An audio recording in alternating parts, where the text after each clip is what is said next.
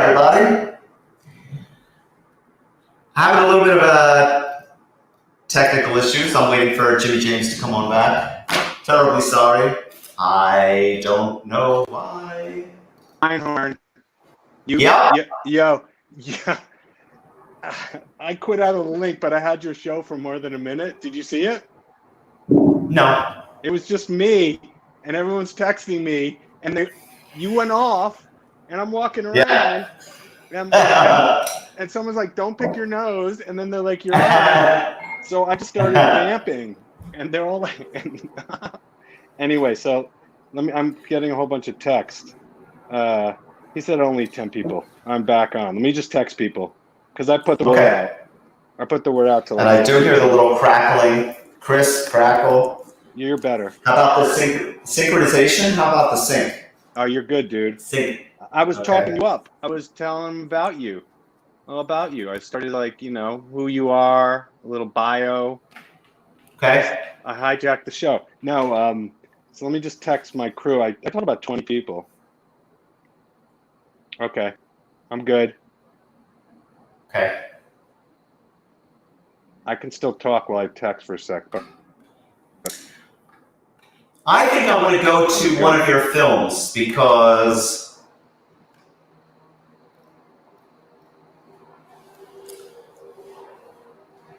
you gave me some links to a couple of films, which I saw, actually a lot of links. I saw about 10 of your different things, but the two films, Roller Coaster Repairman and Haiku on 42nd Street, I really liked. At first, it was like, I felt it was a little slow and old school, and then I just kept watching it over and over, and as I edited, and I got sucked in, and it was like comfort food.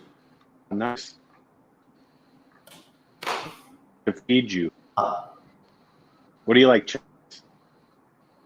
Yeah, your side is pixelated and out of sync. Can you still hear me? I hear you, but let me see if let me see what the word is on the street. It just says music's playing now. I think it's feeding in. I think you might have done the show.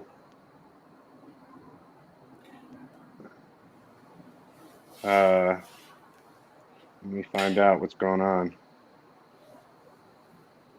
You have a good Wi-Fi signal because it's looking pixelated on your end. Yeah, I'm good. Let me just find out. Okay. If you don't mind. I'm good. Sure. I see myself totally. Yeah. Let me just find out, and I'll let you know whether it's you. And if I'm pixelated and it's not for everyone else, then we're good, okay. Right? It's getting better. Let's go to this film. Your Roller Coaster Repairman. I cut it down for maybe 2.5 to 1 minute, but I really liked it. It has a nice feeling. So I'll play it, and then we'll talk about it. Okay, sounds good, man. I'm good now. I heard. Okay.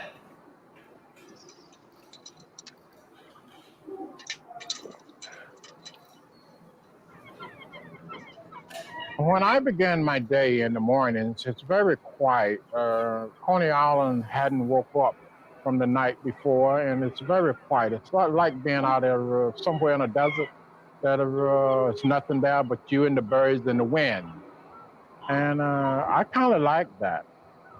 I comes in about 6 o'clock in the morning. This is every day, 7 days a week, and I checks the roller coaster. What I mean by checking it, I walk the entire structure of the roller coaster, and I look for things that could have went wrong the night before. And is it anything has went wrong during my walk that morning, I fixes it.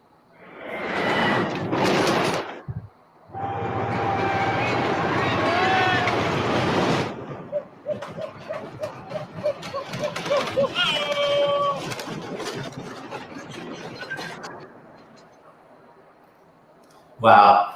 It's beautiful. It's so heartwarming. You know, when I was watching it, the size of the frame reminded me of all the high 8 that I shot. There was even a little black side frame. And I was thinking, well, did you shoot this in 95? Or was that on purpose that you shot it on DV or high 8?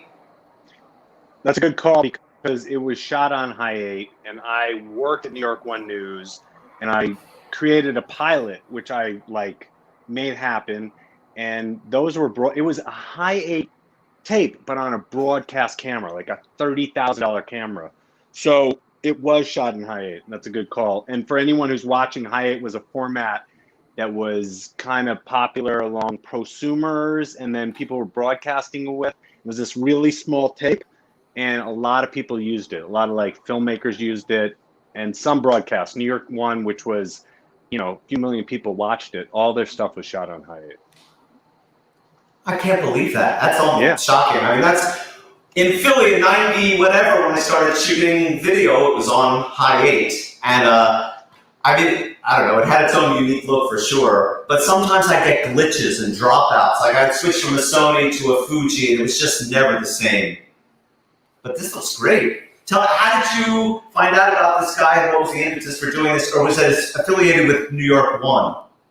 So that's a good question. I was thinking about it. So it was only affiliated on it because it was broadcast on New York One.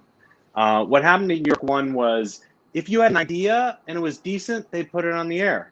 Even 10 million people were watching, right? So I pitched. There was a guy named Harvey Wang. Have you ever heard of Harvey Wang? No, I don't think so.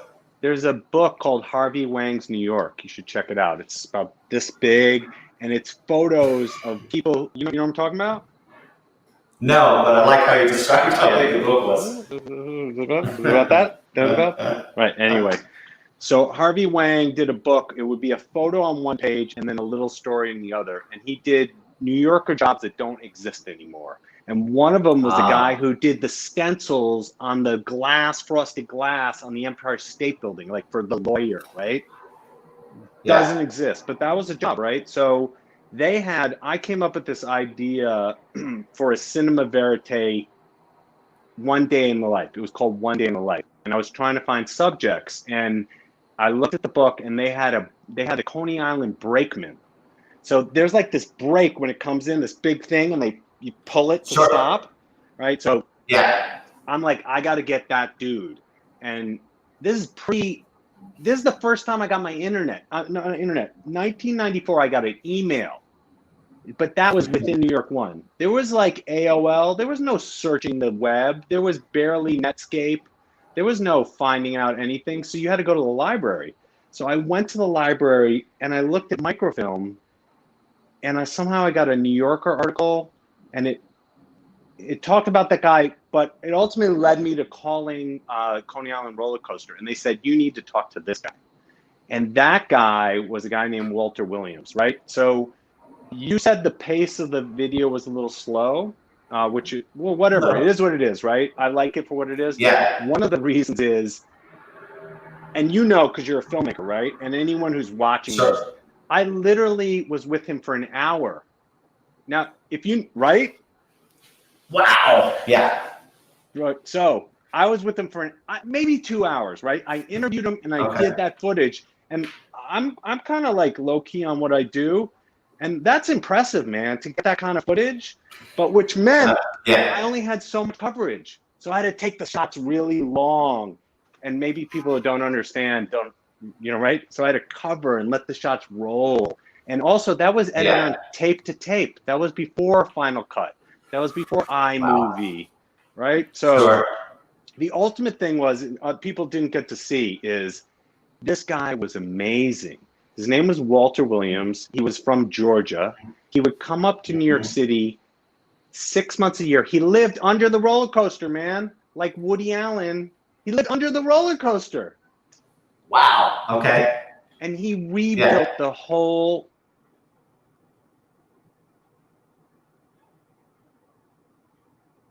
Just lost it. Cyclone roller coaster.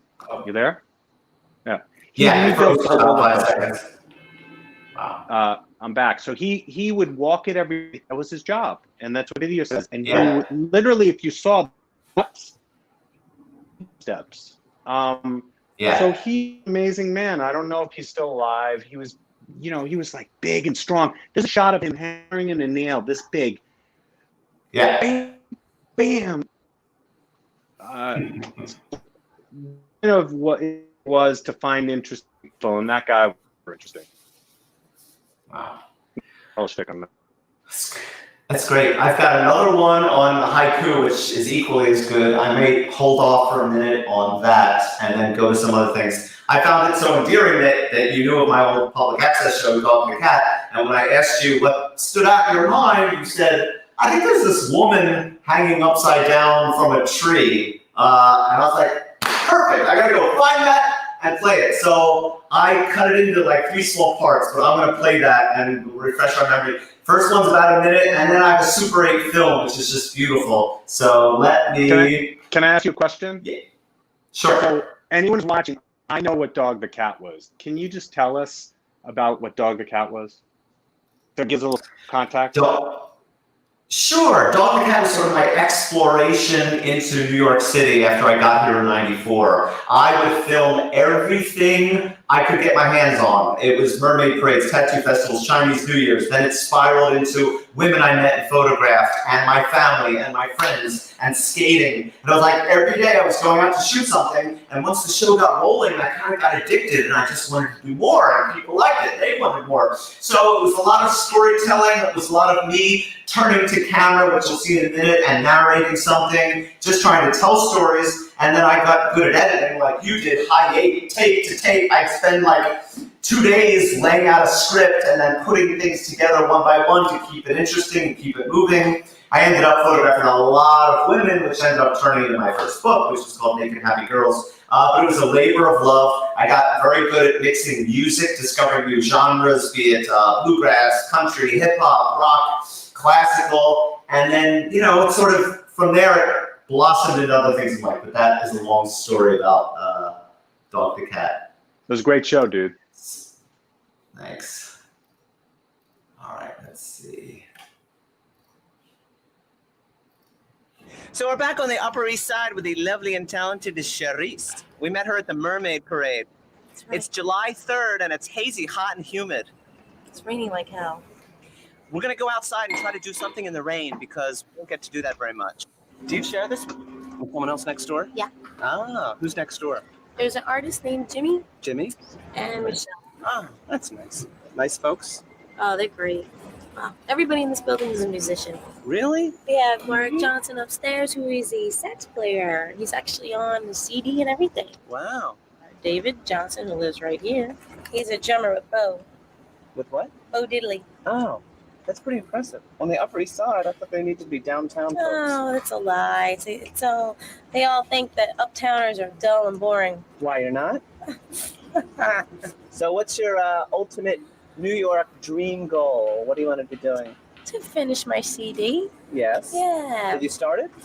Starting writing right now Oh. as we speak. What do you want to do out in the rain? I want to run around in the rain. Wet. Want to get wet? Yeah. Okay.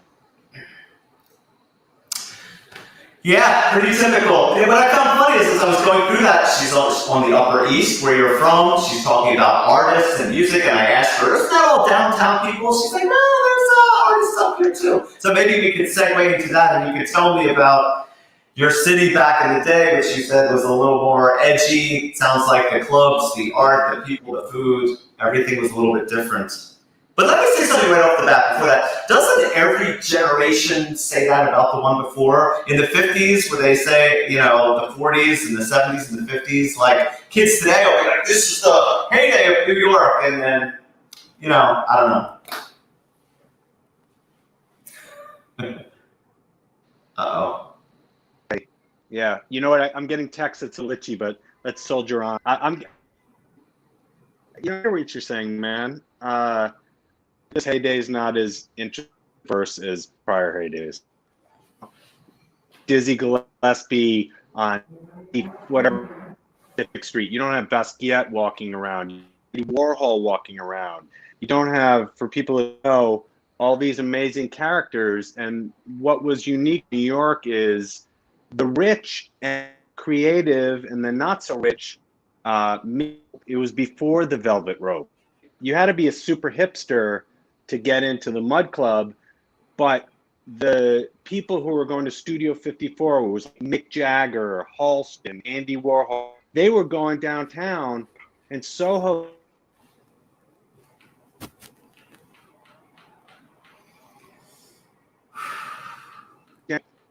You there? Yeah, I'm losing you. It's freezing up a little bit. You sure there's nothing else like on Wi-Fi in the house or anything? No, me, man. No, it's not. Okay. It's your issue, but I'm back.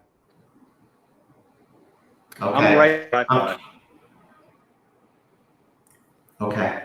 Well, if other people can see it on my end, you tend to be freezing up a little bit. I'm still. I was told. Sorry, say that again. No, I'm good. After you, I can hear you. Okay. Okay. I think I'm going to go right to it because I want to follow that up. Yeah, Chris says play the film, so hold on a second. I'm going to play this film, and then we'll come back to you. Hold on. Back to stream.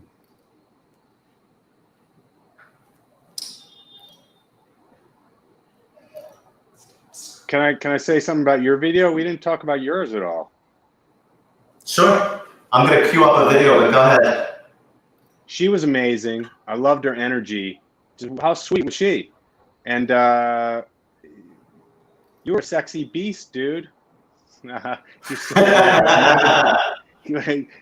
She was so cool. I really liked her vibe, and you know, a subject matter is a lot of it. So you obviously found someone. You know, I went to so many events, mermaid parades, and everywhere I went, it was just like a gold mine to try to find people just like Charisse. All right, I'm cutting to the film. I've been watching snow falling on the ground. It drapes the trees below. Reminds me of the time you liked hanging around me. Now I never know just who we are and why we don't let go.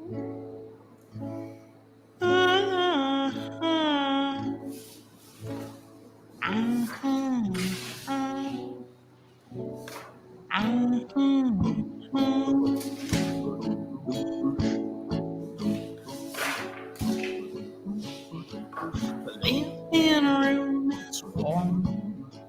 The cats make happy sounds. They say that it's a storm, but how can that be true when everything's so blue and you still look the same? Better still, just don't look at me. I'll be watching snow. I'll be watching snow.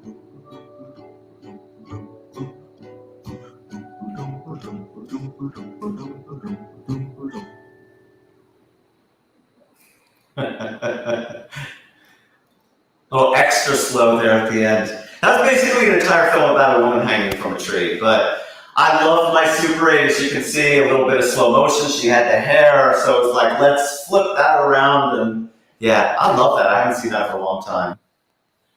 And that was excellent. You know what? You look, I know a little bit about film. I used to go the Donnell Library. Do you know the Donnell? No. It might have been before your time. So right across the street from the Museum of Modern Art was a library. It was called the Donnell, and they had 16 millimeter films. You could take out the films. Like, dude, you could take out the films. Wow. And I used to show them. There was a bar. That's a whole nother story. I used to take films, and in that process, I learned about a guy named Les Blanks. Have you heard of Les Blanks? No. You're making me feel guilty. I'm like 0 for 4 here, but go ahead. No, it doesn't matter. It doesn't matter because I'd put you. Les Blanks was super famous. He did a film called Gap-Toothed Women. It was about women with gap teeth.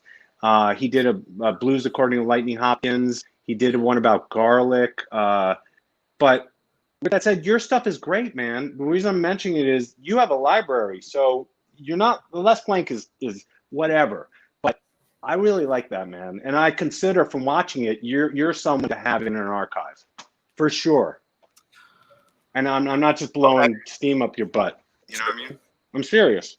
I agree. Yeah, I've probably got 300 to 500 films, maybe a little more on the 3 side, but a lot of rooftops, a lot of parks, a lot of events. I mean, I'm actually, yeah, I won't go into it, but HBO contacted me recently and said, do you have footage of 9/11? And Spike Lee might be involved. And I was like, I have a big Super 8 archive, and I have a lot of B-roll of all of New York. And they're like, that sounds good. Send that to us. So I don't want to, say, No, but I'm looking forward. I hope. I thought basically awesome, man. I love that, and she was so sweet, right? I mean, so Yeah. sweet. You gotta Yes. love her. What good energy. So I really thanks for showing that, man. That was awesome. Really. Well, it was you, because I asked you what memory you had, so you brought that back. You'll have to tell me what other memories, and then I'll bring back all those films and videos from back in the day. That's the only show I ever watched. I Oh, saw your really? show once, believe it or not. I flicked by it. Oh, I was on my way to watching Robin Bird, dude. Come on. yeah, As sure. you know. For I all was those- 34 and she was 35 at one point in time. So, yeah. For anyone Can who you believe don't- that public access? Go ahead. They had channel 16, 17, 34, 56, and 69. Looking back now with the thousands of cable channels, the fact that public access was 16 and 17. If you're just going by CNN or MSNBC or ABC, there's public access. But that was then, and so I don't know. There you were. So I was on my way to Robin Bird. Everyone doesn't know Robin Bird was sophomore. And anyone who grew up in the city knew who Robin Bird was, Yeah. including their parents, right? Including Right. my dad one night watching Robin Bird. But so I'm aware of your show. One day I stopped, and the one day I Oh. stopped, that was it. That was her. Yeah. Oh, So okay. anyway, and a friend of mine subsequently, I know this is, you wanted to interview me, but a friend of mine, Glenn Spellman, who I would recommend in the future. I have a whole bunch of people I think Yeah. I'd recommend, and he Mhm. doesn't remember it. I told him I watched the show Dog the Cat, and he was like, "Oh, he knew Dog the Cat." And do you remember Beyond Vaudeville? You ever watch that? Or was that before your Yes, time? yes. No, I think I knew that one. So anyway, thanks for showing that. I'd rather see that than my stuff. Oh, but we're sharing stories about you. Actually, I want to go to Haiku on 42nd Street, because that one's very sweet also. And when I was watching it, it reminded me, there's something about the English language and this guy's love of it and the phrases. In middle school, I would get very frustrated with reading. My brain didn't like it. And I would start scribbling things of nonsensical, Dada nature. And the charlatan, said my mother's brother, upon the sword, which Tuesday night, I don't know, just throw things together. It was out of frustration. There's too much just random shit being flowery. I don't know, get to the point, whatever it was. But watching, all right, I'm not going to say anything more, but I'm going to go to the Haiku Yeah, that guy. was funny, man. I could totally see it. All right. No, that was interesting. I actually looked for samples that I had perhaps scanned, because I scan everything in my life and I couldn't find it. All right. This guy's great. Okay. Dude, you are on and the list. I'm telling you, New York does not have the characters anymore. You're on that list. Good. I want to be on the 19 or 20 list. and Okay, hold on.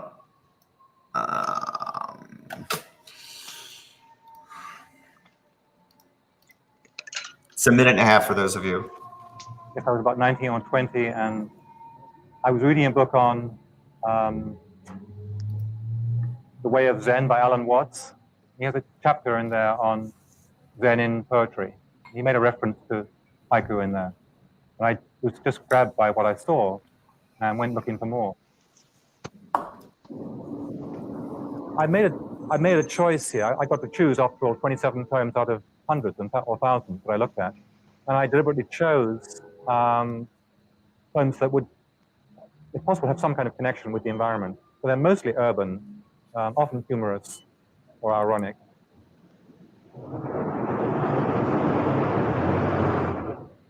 There's no metaphor, no simile, no preaching, no intellectualizing, just simple statement, or usually a pair of statements. Haikus seek to connect, let's say, humankind with nature. There's some interesting juxtapositions between some of the poems and some of the signs. Some of the pawn shops right next to some of the, one about the doll hospital. The man brings out a tray of new blue eyes. That's right next to a video store with offering various types of porno videos. So, yeah, there's certainly some contrast.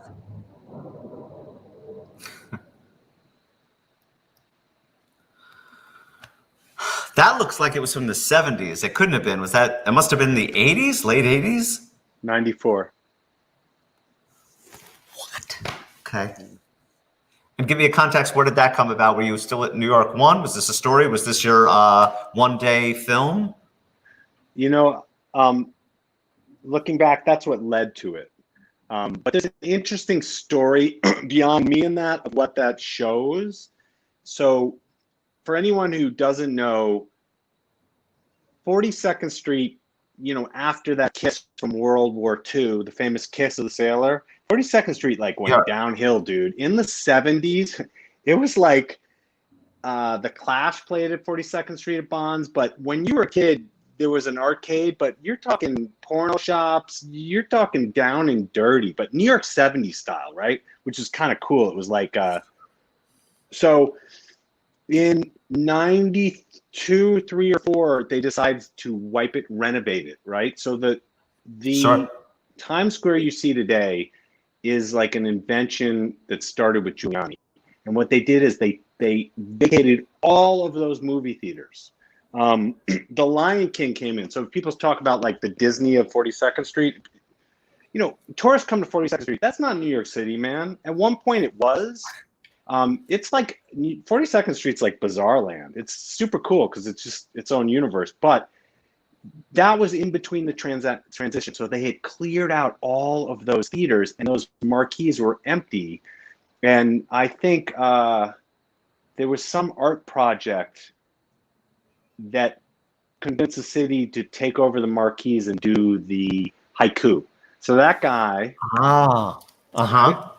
that guy was like in the haiku community, as everyone can imagine, is like micro. It's like like there's 10 guys making haiku in the world. That guy was one of the top haiku guys in the world, right? Which is a form of Japanese poetry that he explained, I guess, of like these non sequiturs.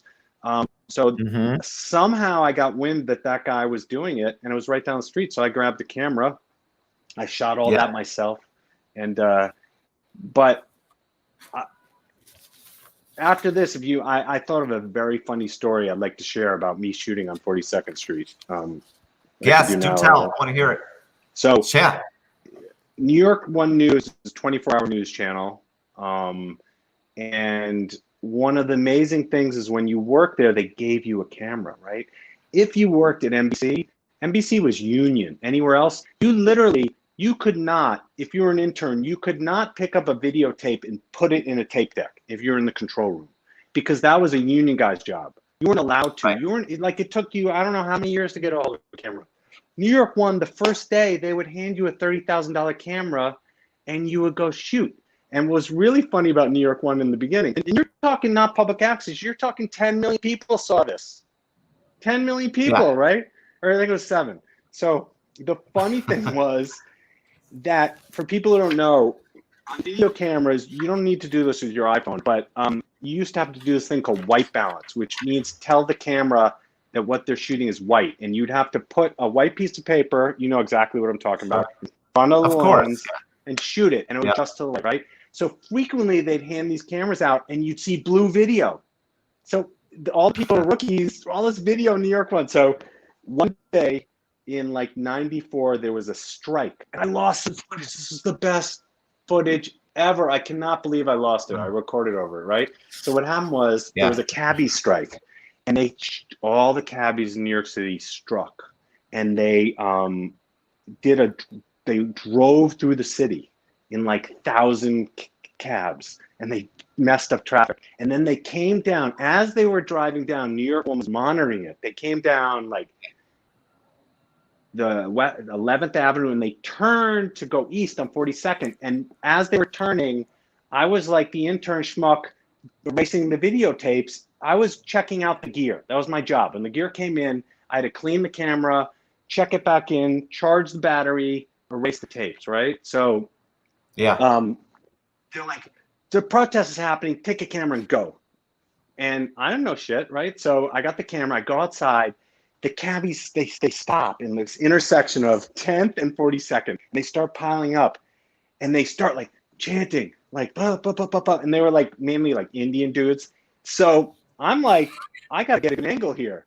So I get up, I asked the cabbie, can I get on your car? I Sure. got on his car, and Yeah. I was standing on the hood of the cab to get the angle. And meanwhile, Yeah. this as the first, actually, this makes sense. If you see riots now, it incited the cab drivers.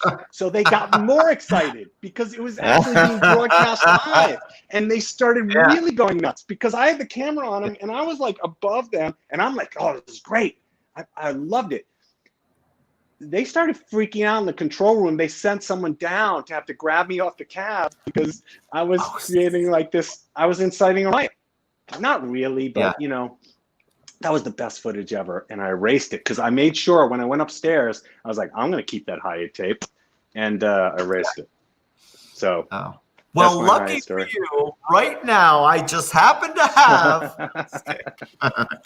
Anyway, Wow. that's it. I've been asked about people because your knowledge of New York, like best brisket or delis or things like that. Anything you want to share about a bygone era of? I mean, all these Carnegie Deli and the Second Avenue Deli are all defunct. Were there places you know are the best? Yeah. Yes, that's a good question. That's a great question. There's a lot of bests in New York City. And it's like, this place has the one best thing, and maybe you don't want everything else. But I can definitely give a shout. And if Astra is listening, I think she might be on. There was a place which, after COVID closed, it was called The Cottage. And it was on Amsterdam and 77th. They had one on Union Square, right by Gramercy Park. They had the best Szechuan dumplings. Like, Ronald can attest. This is the kind of thing when you tell someone, they go OD on it for too long. But so there's a lot of them, but I'd say cottage Szechuan dumplings, and I could name many more. But how about you? Do you have any? Oh, Jesus, put me on the spot.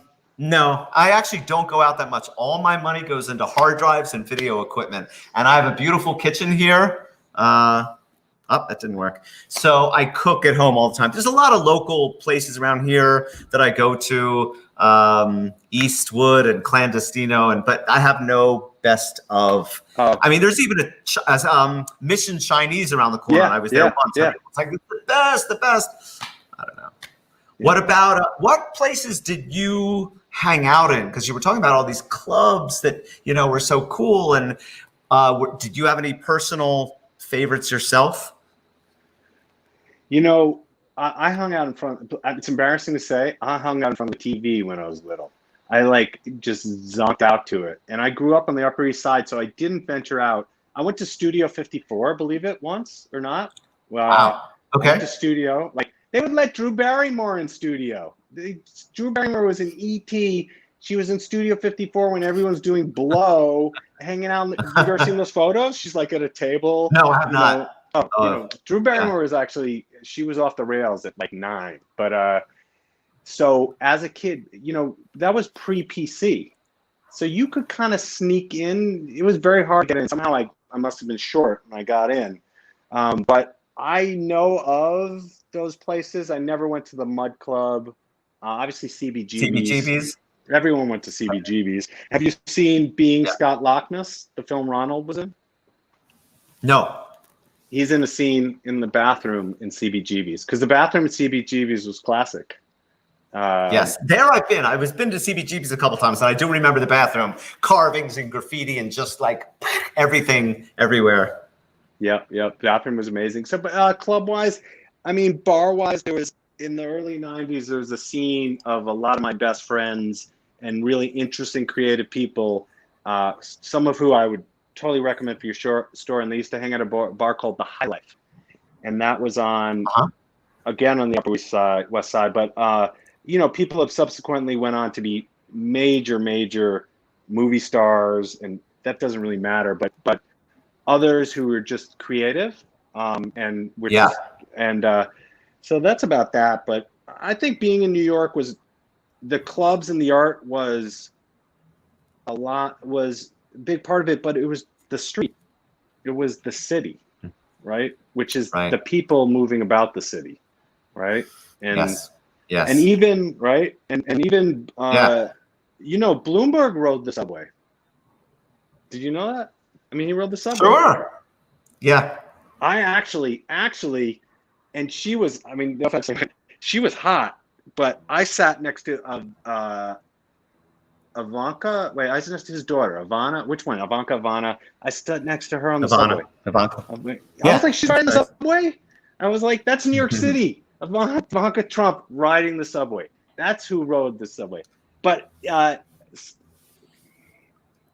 so there was a guy who was the conductor on the West Side, the 1 and the 3, who would announce every station.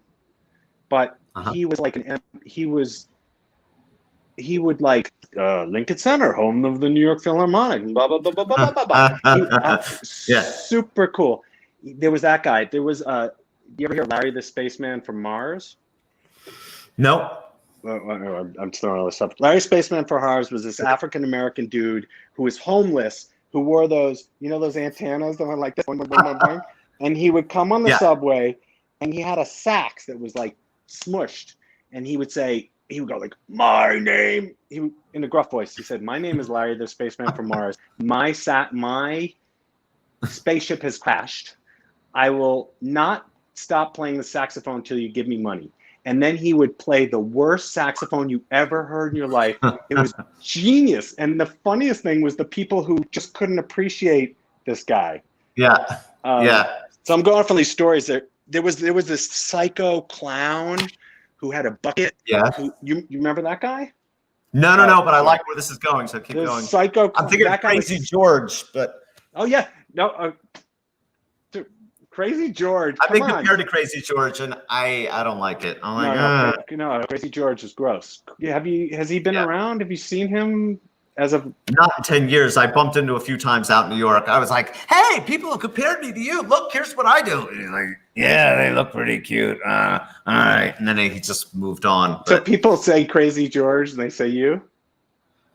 Yeah, because we meet strange people in public and end up having them pose for us naked. I feel like mine's a little more arty, and I tell stories and I interview them, and he's just like, get in the alley and take off your shirt. But whatever. No. You know what? Hey, I hate to say I thought of Crazy George, but you're no Crazy George. You're actually, but Crazy George passed his heyday. So Crazy George, so cable in New York City was 1 through 13, right? It was Channel 2, CBS 4, NBC. There was no Fox and 5. There was ABC. CBS, NBC, ABC. Then there was like Pix, maybe, and 11, and then it was 13. After that, there was a box. You had a box, and it was a cable box, and it was letters A through Z. J, as you know, right? Channel J. Oh, sure. Right? Channel J became 35. Yep. Channel J was the soft porn channel, right? Everyone knew about Channel J. Everyone. Your like 13-year-old boy especially knew about Channel J. And I was one of those, right? So on Channel J, there were a few shows. There were 3 shows. Ugly George had a show. Okay. And Ugly George, as you know, would walk around with a camera, and he would find some girl who had just arrived in New York City, didn't know anything, and convince him to go he had a basement apartment, and he called it his Polish penthouse. Okay. And it was whatever. It was not. He was a creep. That was it. He was a creep, right? Sure. But subsequently, years later, you would go to like video stuff at the Javits for like Sony and all these, big trade shows. And do you ever see him walk around with the satellite on his back? Once I did, sure. I thought that was his whole shtick. He always had the satellite dish on his back, which was like aluminum foil over a piece of cardboard. It was that. So he had lost his show. No show to lose, but so that was Crazy George. He was one of the 3 shows. The other show was Robin Bird. Sure. And who I think is still around. Robin Bird had too much sun 20 years ago and looked like it, right? Yeah. And then there was Al Goldstein. Sure. Midnight Blue, of course. Midnight Blue. And the funniest thing is, this is a serious New York story, and very few people remember this, but Al Goldstein was the sleazy version, believe it or not, of who's the guy who did Hustler? Larry Flint. Okay, so Larry Flint was like free speech and blah blah blah, but really he was a pornographer, Sure. right? And Yep. but famous, right? The movie with People versus Larry Flint. Al Yep. Goldstein was the sleazier version of Larry Flint, if that was possible. And he had a show. It is. And Yeah. it is. Yeah. And When I first came here, I remember Robin Bird and Midnight Blue. Those were the two things. Yeah, I was watching a lot of. It's great because if you're, as you say, 8, 10, 11, 13, it's there in front of you. It's not even a paid channel. It's not HBO. So lie back, get comfortable, snuggle up to your loved one. If you don't have a loved one, you always have me, Robin Bird. Here is Chastity Diamond. dude, you know that's stupid. And then Baby Wanna Bang Your Box, that was her song. Sure. Right. Of course, that's how they close the show every week. All 4 guys and 5 women lined up and just caressed each other and sang Bang Your Box. Yeah. Yeah. Wait, but I want to hear about the other. You started to go into a crazy clown posse. What did you, right before I diverted you, there was one more character. There was like a psycho clown guy who walked around with That's a it. frog kit, and he had a fake Okay. nose. He didn't even fake dressing up as a clown. He just had a dirty satin clown outfit and put a nose on, and was like, the rumor was he was like there was a rumor about him because everyone knew him, but he was dangerous and you kind of didn't want to see him in your face. And when he came on the train, you were, but the best ever thing I ever saw on the subway was, I was getting on 14th Street, and there's like the express side, and then there's a local, so there's a track in the middle. Sure. And I'm from the city, so if you're in my way, I'm like, move out of my way. If you don't know how to get somewhere, I want you to move out of my way. I'm gonna actually go around. That's just my attitude, right? So this guy has like this stroller on the platform, and he's standing by the door, and my first thought is like, move, dude. And so I get in the car, and I'm standing across from him, and there's like 10 people in the car, maybe 10 people in the car. All of a sudden, the guy, he starts whistling. He starts going, and he pulls out a magic wand, and he has a book, and he does the cheesy, waves it over the wand, and they close the book, and then he opens it, and something happens, right? And I'm like, yeah. no one's paying attention, and I'm like, what the fuck is it? I was like, okay, this guy's cheesy. Then I don't know what he does, but he pulls a pigeon out of his arm. And I'm like, wow. So then I'm like, holy moly. Then he pulls the hat out and he pulls a rabbit out of his hat. I swear to God. I'm sitting there and I don't think anyone else is noticing. I'm like, that guy just pulled a rabbit out of his hat. Pulls into the next station. He closes it, walks off the train, is gone. He basically pulled a rabbit out of his hat for me, and I was like, I've Not never even seen. soliciting? No, he didn't even speak Wow. English. He didn't speak English. You could tell. That's why he was whistling, and he was like, so those are my crazy. That was the best subway story ever for me. That's pretty good. I saw a guy. It's a little bit morbid, but he was okay. I saw a guy jump on the tracks right before a train came once. Very surreal. I'm just looking up the track and the train's coming, and I just see this figure leap, and just me and one other woman, and she screamed, "Ah!" And the train goes over, and we're thinking, well, he just killed himself.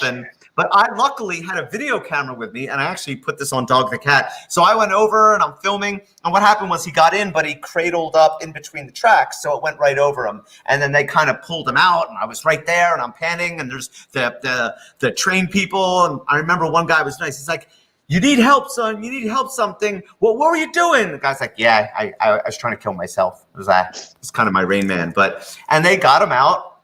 It was good footage. I didn't film him jumping on because my camera was in a bag, but I went right to like New York One or one of the stations, and they're like, "Wow, we like your filming style, but he didn't get hurt." It's just not enough of a story. Even though it's exciting, I'm right next to this guy and everyone's talking to him. Yeah, whatever. Oh, well. So that was my. What year was that? Oh, it was 2 weeks ago. No, I'm just kidding. That was probably like late 90s, 97, 8, 9. I don't know. You know what? I was looking at this, and there's some things which I want to get to because I like when I ask people to describe, give me words, and you put. So I want to get a quick analysis of why you called yourself Manhattanite gastronomer, visualist, and father. For those of you people who don't know, he's a father, but Manhattanite, I guess, is pretty obvious. What's a gastronomer? I had to look that one up. I'm into food, so I was like, I'm into gastronomy. That's a gastronomer. You know what? I'm just a foodie. But foodie is such a lame term these days. So I was like, I'm a foodie. Yeah. Everyone's a foodie. But Right. I think about, as many people can attest to, food too much. And it's funny because when I ordered it, I thought, you know what? What is the most important is my daughters. So you changed the order, I put father first. Even though I think about food all the time, I thought, all right, I'm gonna prioritize on this. But gastronomers, foodie, and visualist is just I like the visual arts. Okay. And I didn't get, you sent me so many other samples. You have, I should probably get a link from you, but I saw your film Shadow Dancing, Road to Nowhere, Concrete Jungle, and Green Acres. Is that all under one umbrella? Is that that was your Vimeo page? And Yeah. was that under your name, or is it a specific link like vimeo.com/blah, blah, blah, blah, blah, blah, blah? Is That's it just on Jimmy my James? Vimeo. No, I don't even know what it is. I have to look. Tell you the truth. Okay, but I'd like people, because based on these two films, the haiku, I mean, you're a good storyteller, and these other videos on Vimeo were all like a minute long, and they were all charming in their own way. And when I was looking at them, and I realized right now you've been in Connecticut for a few years, they all had this feeling like, I'm tired of the city. You know, the road to nowhere, and just people walking in slow motion underground and then sped up. Just has that feeling of like, where the fuck are we going? We're just robots. And then Concrete Jungle, I already forget what that was, but what was Concrete Jungle? So that was just a locked off shot of, I got low and I talked to this homeless lady. I gave her some money. I said, can I film you? And I did a slow motion shot of people walking, and I played Bob Marley, Concrete Jungle. Right. That's it. Yeah. That was a minute. So.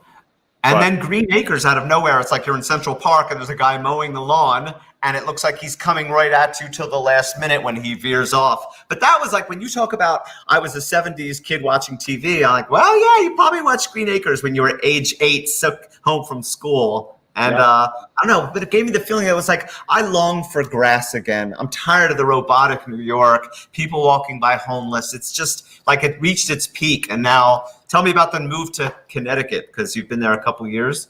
Yeah, I've been here 3 years, but do you mind if I backtrack one quick sec about Green Acres? Backtrack. Yes. And I think you would relate to it. I frequently, if I see something, and I know it's going to swing around again, I'm like, oh, that's a shot. I can position myself to get that shot, right? Do you know what I'm talking about? And usually it's like, you see it, right? So I saw that guy mowing the Great Lawn, and he was looping around. He's making this turn, like that was $1 million lawnmower. Was this John Deere amazing thing? But the way it swiveled, it was insane. He came right up to the end. I was like, all right, I'm going to wait here. I'm going to get that shot. So that's what that was. And then I was like, what do I put to it? Green Acres. But on a side note have you ever seen the movie Heartbreak Kid? Gotta see it. I don't know. So familiar. Charles Grodin. Eddie Albert was in it. Eddie Albert was the guy in Green Acres, right? But he plays a different character. Elaine May, who was Mike Nichols' partner. Right? Sure. She Heartbreak Kid, genius. And so when you said, I just thought of Eddie Albert, but that's my little sidetrack. What prompted the move? Is it true? Did you sort of, I mean, as a native New Yorker, you just get tired of it and said, I'm ready for grass and trees, and I want my daughters to have a better school or more oxygen? What was it that got you to migrate to Connecticut? My girlfriend at the time is what got me to migrate. I was stuck. New York City is like a vortex for some people, right? A lot of people come to the city. They're like the black sheep of their town or whatever. Yes. Yes, for Right? sure. Uh-huh. Right? And Uh-huh. yes, you. And your people are in New York City. There's a congregation, they magnetize, right?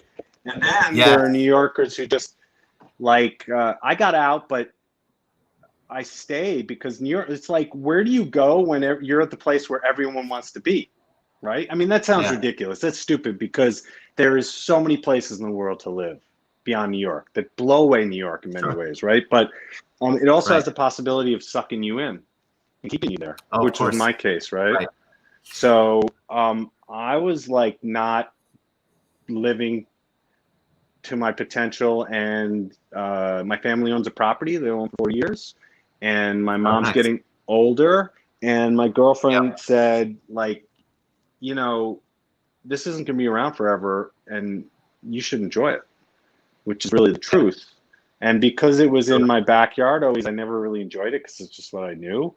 But I got to tell you, man, I'm as lucky as you can be. And so that's what prompted me. But then that led to me getting a gig out here, and I work at Apple. I work in an Apple store.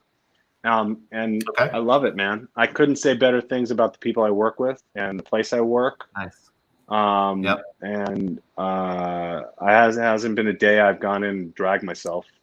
One or two maybe, but I'm not one to be at work. So long and short is that's what got me out here, and I'm not coming back, man. Yeah. Maybe I'll come say hi to you, Andrew, but that's about it. Sure. Got a big palace here. Come on down. We'll have some fun. We'll smoke some pot, drink champagne, do some photo shoots, rollerblade in the apartment, whatever you want. I won't get naked. You know, it's funny when you. Okay, you will or you won't? I won't. Well, if you want me to, maybe. Okay. I don't know. I've never done it. There's always chance for new experiences. Yeah. When you talked about the black sheep, that just struck such a chord because I feel like you've met people from Nebraska, Arkansas, all over the states, and you look at them like you, and you just felt it. They're like, yeah, at 15, I had to get the fuck out.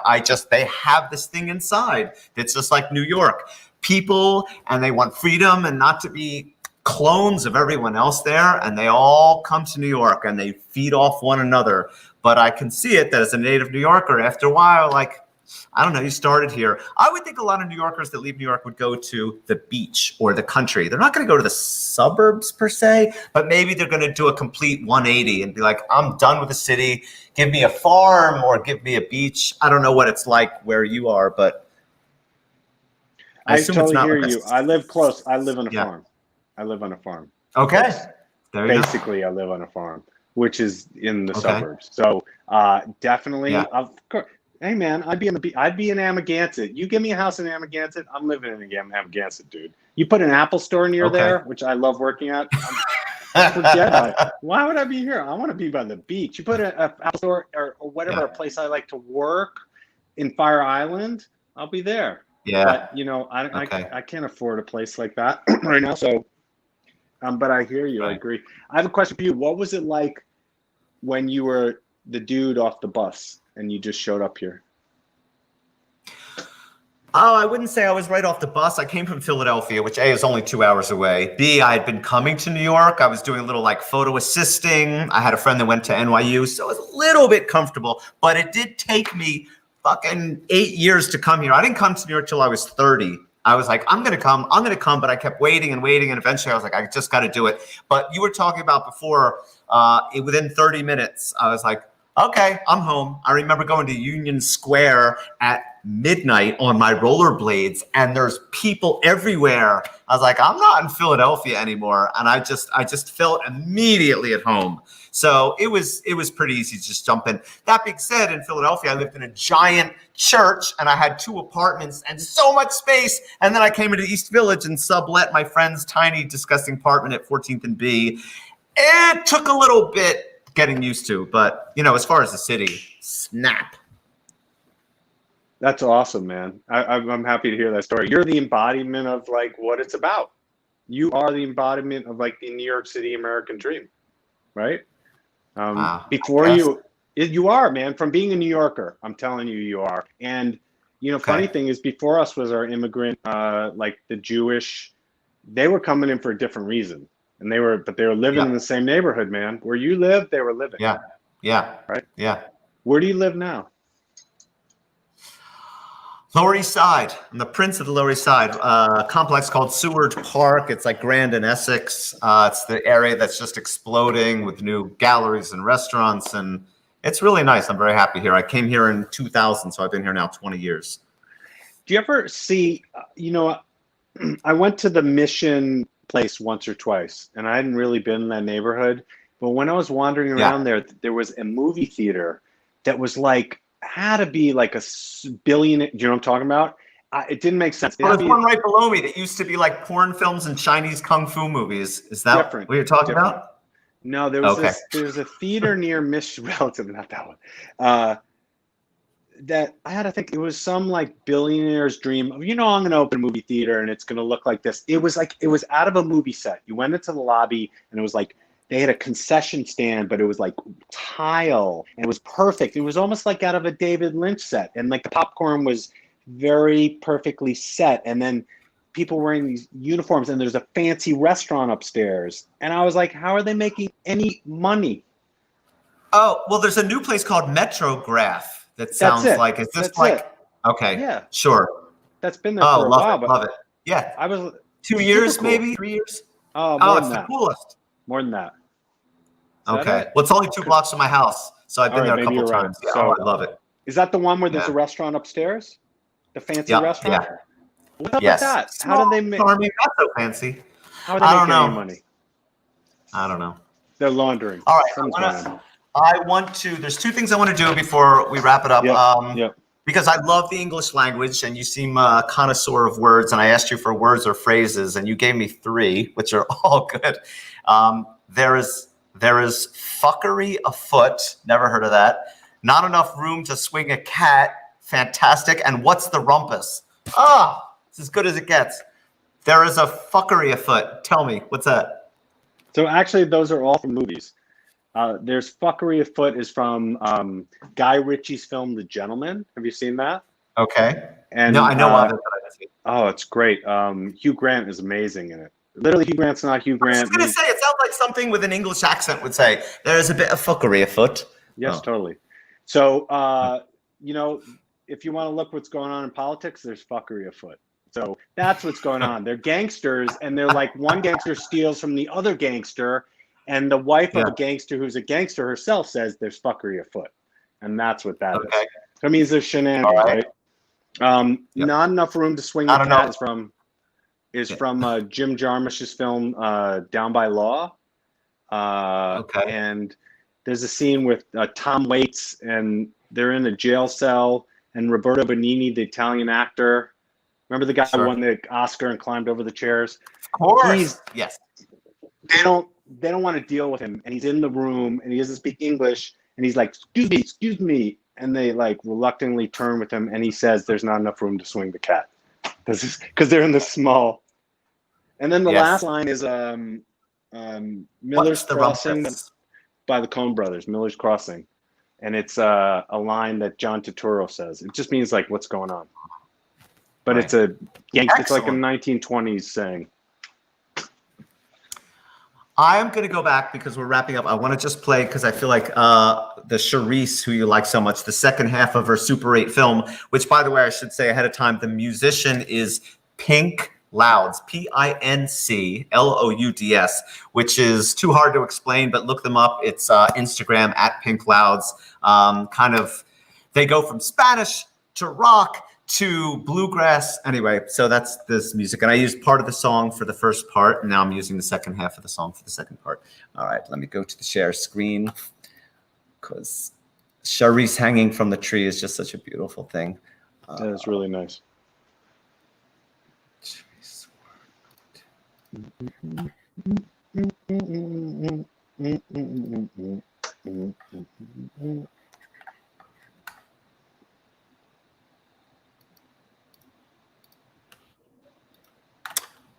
And it's spinning, and I don't know why she's spinning.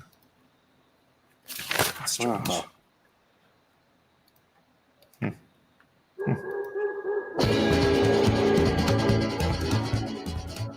Oh shoot! Hold on.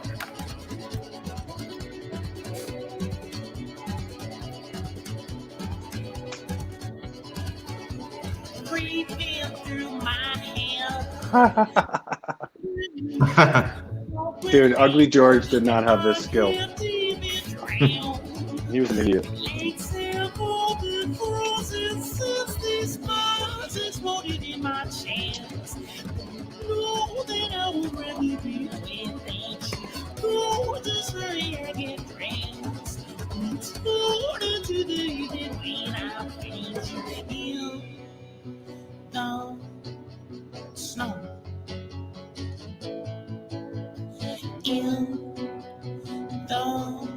Snow.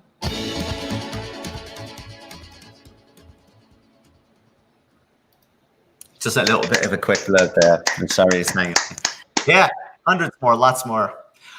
Thank you, Jimmy James. I didn't talk about probably a lot of stuff, but I think we touched on many things. Didn't talk about the pseudo corporation at all, but whatever. Yeah, whatever. Hey, can I say one few last quick things? Yeah, of course. Please do. Have you ever thought about teaching a course at the new school? Yeah, once 15 years ago, and then it quickly went away. But 100% you could teach a course. You could show your films. You could teach a course. You know, awesome. And then last thing I wanted to say is I like the last episode you picked Daniel Johnston as the song. Very cool. Yes. I like it. I'm worried that they're going to come back and put me in jail for that one. Yeah. Sub Pop, right? Yeah. Is that Sub Pop? I don't know. Oh, what, the record company or something? I think it's Sub Pop. Yeah. Oh. Because my friend Jordy from last week, he was friends with Daniel, and I think they had worked together, and he was a fan, and he turned me on to Daniel Johnston years ago. I thought, all right, this is good. I'm just going to use it and hope for the best. So. Yep. Well, thanks for the hour. That was a pleasure. I have a feeling that we'll be conversing or getting together somewhere else somehow soon. If we had known each other 25 years ago, we'd be, good There would be fuckery afoot. All right. I'm out. I'm going to toss on my banner and say goodbye. Thank you, Jimmy. Thank you. Appreciate it. My pleasure. Banner.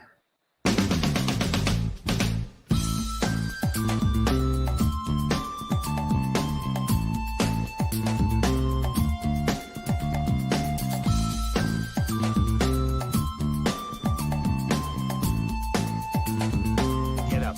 Let's do it for real. Ring, ring, 7 a.m. Move yourself to go again. Cold water in your face is gonna bring you back to this awful place. Knuckle merchants and the bankers too, who must get up and learn those rules. Weatherman and crazy chief, one says sun and one says sleep. Now the AM, the FM, the PM too, turning out that boogaloo. It gets you up and it gets you out, but how long can you keep it up? I said, give me Honda, give me Sony. It's so cheap and it's so phony. Hong Kong dollar, Indian cents, English pounds and the Benjamins. I said, New York! Don't stop and give it all you got. Hey, New York! Come on and get up. Don't stop and give it all you got. Say, New York! Come on and get up. Don't stop and give it all you got. Say, New York! Get up. You just don't stop and give it all you got. Looking for a rise to better my station. Take my baby to sophistication. Seeing the ads, well, isn't it nice? Better work hard, cause I know the price. Now, never mind that. It's time for the bus. And you'll get on, cause you're one of us. The clocks go slow in the place of work. The minutes drag and the hours jerk.